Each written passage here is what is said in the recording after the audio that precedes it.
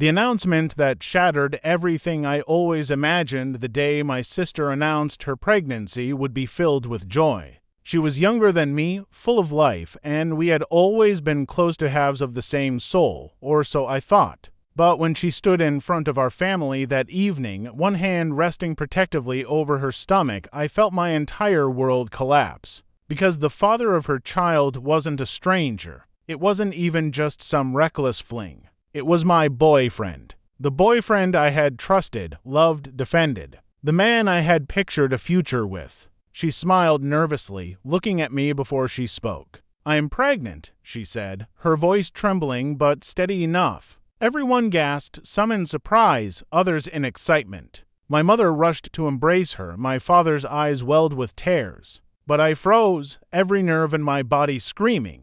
And then my sister whispered the words that burned themselves into my memory.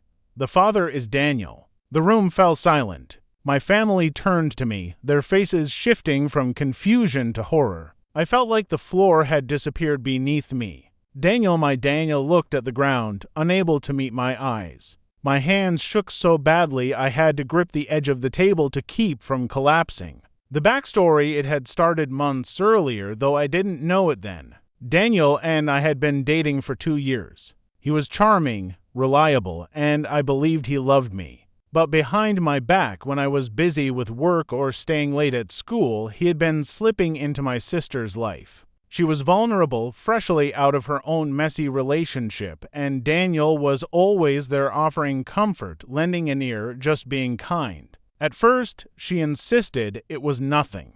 But kindness turned to stolen glances, glances to secret messages, and messages to nights I could never take back. By the time she realized she was pregnant, it was too late to hide. And instead of confessing to me privately, she announced it in front of everyone, as if tearing off the bandage quickly would hurt less. The confrontation after the announcement, I stormed out of the room. My sister followed, calling my name, begging me to listen. It wasn't supposed to happen like this. She cried, "You slept with him." I spat. "My boyfriend. How do you even begin to explain that?" She broke down, clutching her stomach. "I didn't plan this. I didn't mean to hurt you. But now it's not just about you and me. It's about this baby." Her words cut deep.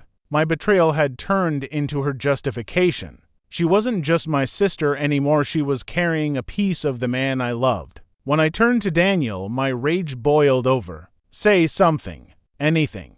He finally met my eyes, guilt carved into his face. "I never wanted to hurt you. It just happened." Those words shattered me more than anything else. It just happened. As if love was an accident, as if betrayal was some unavoidable force of nature. The aftermath from that night on, nothing was the same. My parents urged me to forgive, to remember that family was family. But how could I? Every time I looked at my sister, I saw the lie. Every time I heard Danielle's name, I felt the knife twist deeper. My sister insisted she wanted us all to stay together, to raise the child with love, to heal as a family. But she never understood that what she had taken from me wasn't just a boyfriend, it was my trust, my belief in her, the bond I thought was unbreakable.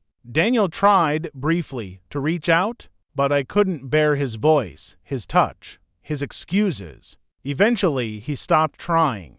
He belonged to her now. And me? I was left with silence, with broken pieces of a life I thought I had. The cruelest part was knowing that every holiday, every family gathering, I would see the child a living reminder of the betrayal that destroyed us all. Because sometimes betrayal doesn't just end a relationship. Sometimes it burns down an entire family. Continuation, the breaking point the night of the announcement replayed in my mind like a nightmare I couldn't wake from. Every sound, every word, every look etched itself into me. My sister's shaking voice. My mother's gasp.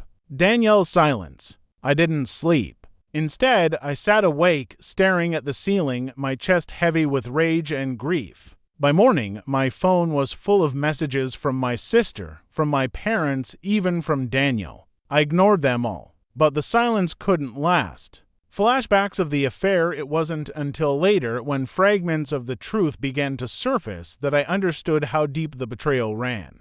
Daniel and I had started to drift months before. He was quieter, more distracted, often busy with work. I thought it was stress, maybe even depression. I tried to be patient, to give him space. What I didn't know was that during those nights when I stayed late at the office, he wasn't home alone. He was with her. My sister told me later through sobs that it began innocently. He drove her home one night after a party. She had been drinking, and he didn't want her to walk. They sat in the car outside my parents' house, talking for hours. She said she felt seen, heard, cared for. It didn't stop there. He texted her the next day, and the next. Soon, he was checking in constantly, asking about her day, sending her memes, making her laugh. She told herself it was harmless. After all, he was my boyfriend. But when their hands brushed one evening and neither pulled away, the line had already been crossed. The first kiss happened in her apartment, a kiss she swore she regretted instantly. But regret didn't stop her from letting it happen again. And again. By the time she discovered she was pregnant, they were already into deep. The confrontation with Daniel a week after the announcement, Daniel came to my apartment uninvited. He stood in the doorway, pale, his hand shaking.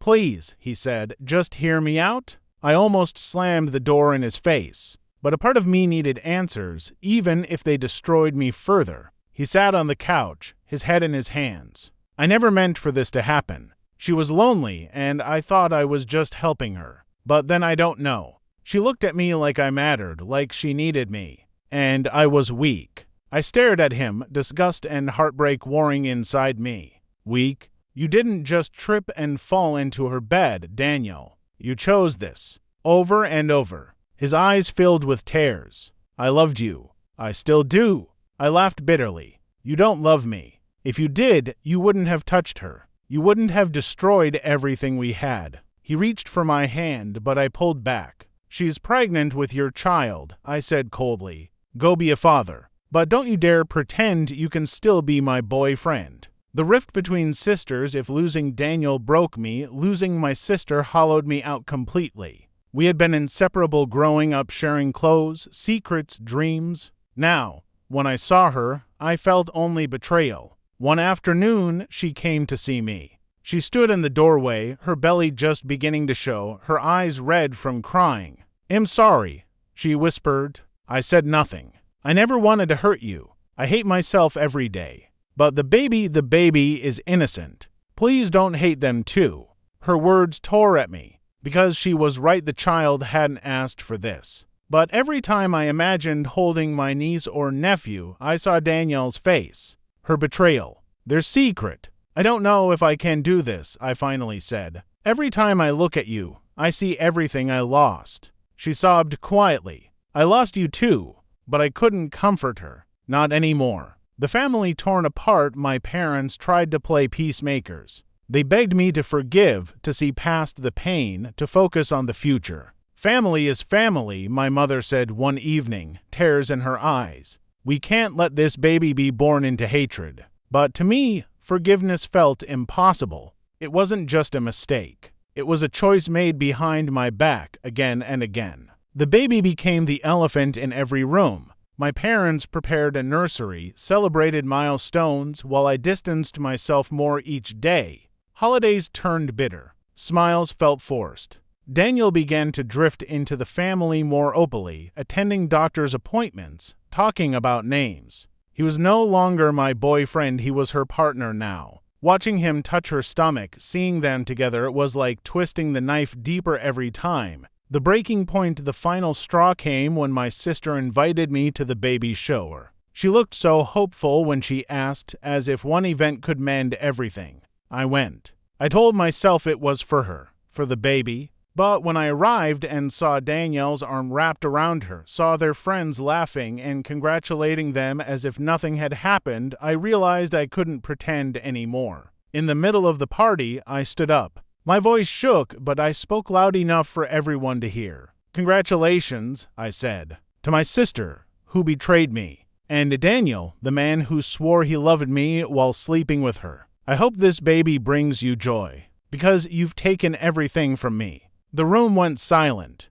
My sister's face crumpled, Daniel turned pale, and my mother's tears flowed freely. I walked out and didn't look back. After math, I don't know what the future holds. Maybe one day I'll forgive. Maybe time will dull the sharp edges of betrayal. But for now, all I know is this: trust, once broken, can never return to what it was. And love, once poisoned, can never taste the same. The baby will be born into a family fractured by choices that should never have been made. And I will carry the scars of their betrayal for the rest of my life.